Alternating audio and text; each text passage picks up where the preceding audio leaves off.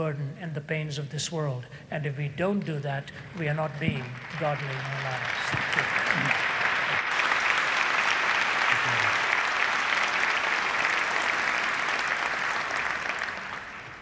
One more. I think our time is getting narrow now. So, yes, sir, let's hear from you.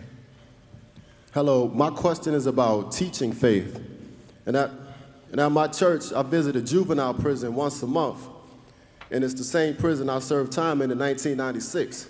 So my question was, what's the best way to teach faith to these young men who grew up in a broken environment? And they're all 18 and under. And when I'm there, I usually talk about decision-making and where sin was caused, and how it led us to make the choices to be locked up. So I was asking Dr. Ravi or Stewart, what's the best way to teach faith in that limited time? Because we're only there for an hour, and I have about 20 minutes to teach. Well, first of all, thanks for being there for us and representing, being the hands and feet in that place. Thank you, Barry. And we're glad for many people like you around the world who will go into the prisons and bring hope and take a message to those who most need it. Ravi, can you give a word to that today?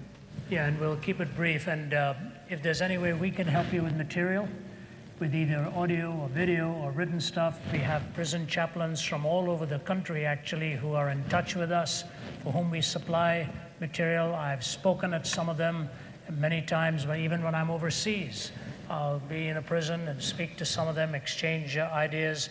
One of the things that you will often find in a place like that, which you would know better than I would, is 2 or 3 characteristics in them. They really don't know whom to trust anymore. They really don't trust anyone. The ability to trust has often gone.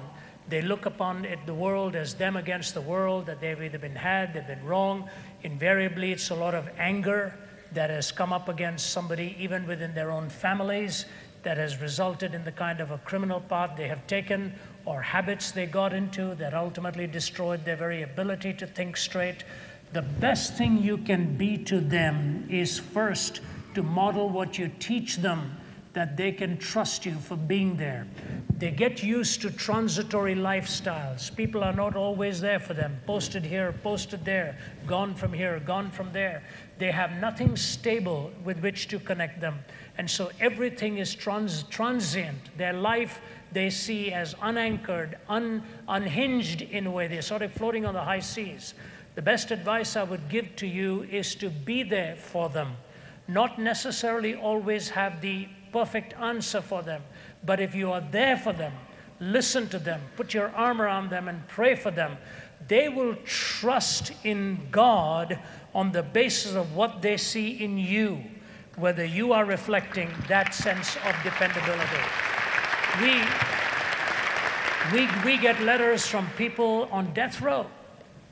I get letters from people who are actually in some of the most successful careers now with life sentences. They're reading our books, they're listening to our videos, they're listening to our tapes. So the way you build faith is by being faithful. And they know that you are one of those that they can trust in. The second thing is, I think, help them to find great heroes. Most of those people, they have never had a great hero to follow. I would introduce them to great biographies. I would give them the sense of the knowledge of lives that have been well lived, even though they have been lived up and down, how they have ultimately triumphed. If they can get hope that even in this dark night of the soul, it's a period after which they will ultimately triumph.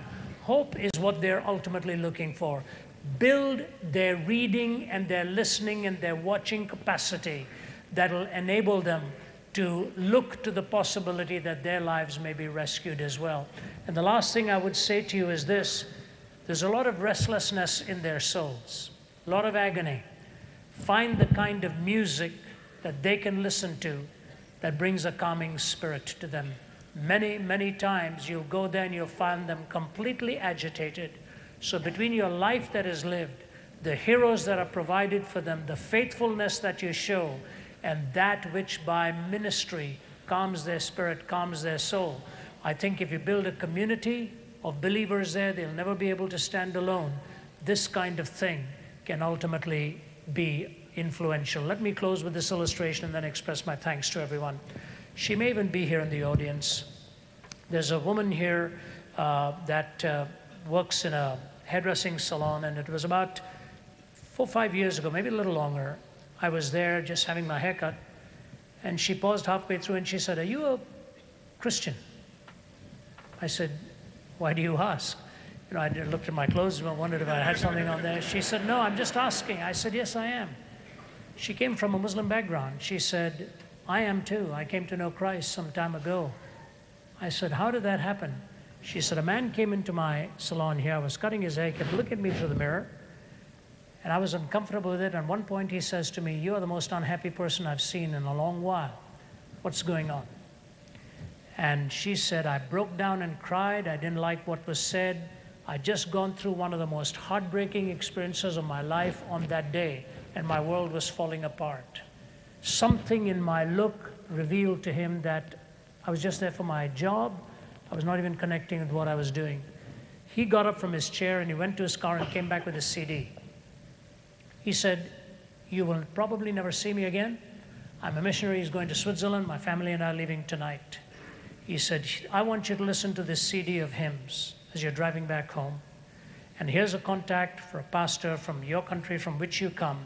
There's a church here from that part. It's from Iran, from where you come. Contact him after you hear this CD.' She was driving back home, tears running down her face over all that had happened that day.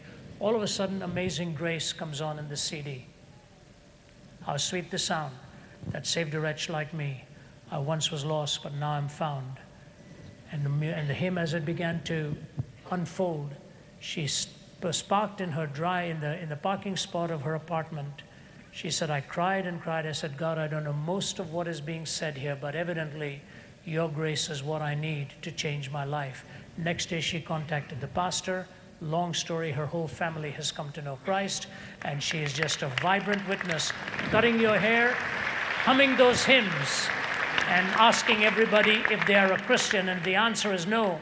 The hairdressing takes a turn, and all kinds of other things that follow. God bless. Keep doing it any way we can help. Thank you so much for coming and being part of this.